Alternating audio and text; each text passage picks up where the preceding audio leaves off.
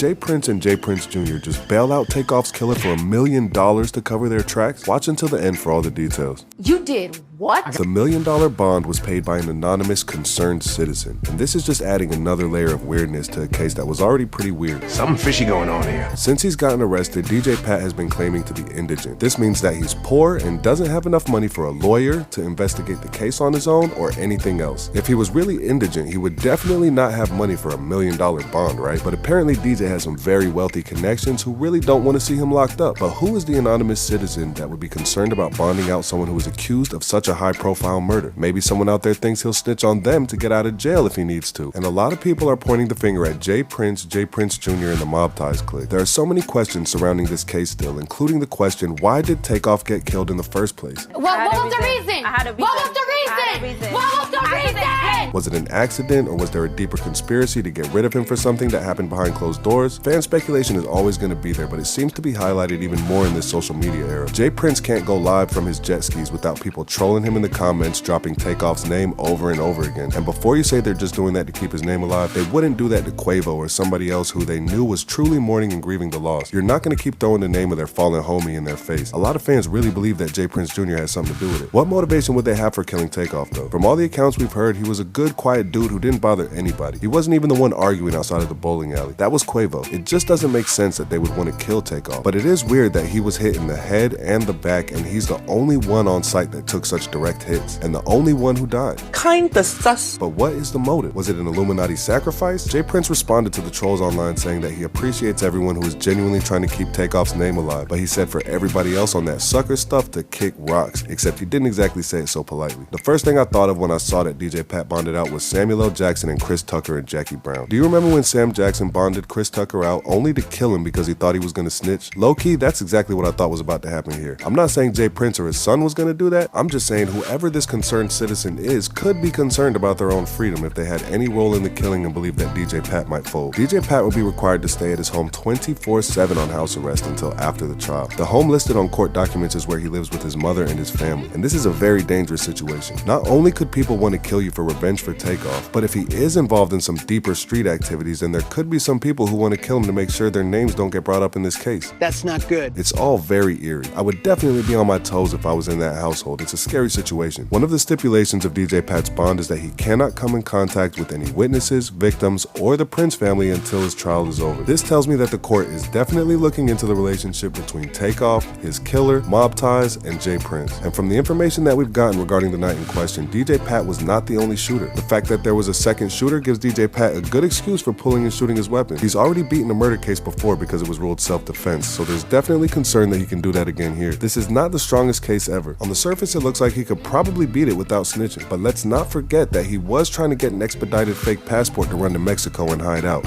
I'm not going back to jail. So maybe he knew he was guilty and he was going down. He's being charged with murder 1, which suggests premeditation, but we still do not have an accurate account of the events that night because everybody is hesitant to cooperate right now. Even Quavo refuses to cooperate with police. DJ Pat could very well beat this case because of that. If he can convince the judge and jury that he shot in self-defense and accidentally hit Takeoff, he may walk, and he may not have to snitch to do it, if he makes it to trial, that is.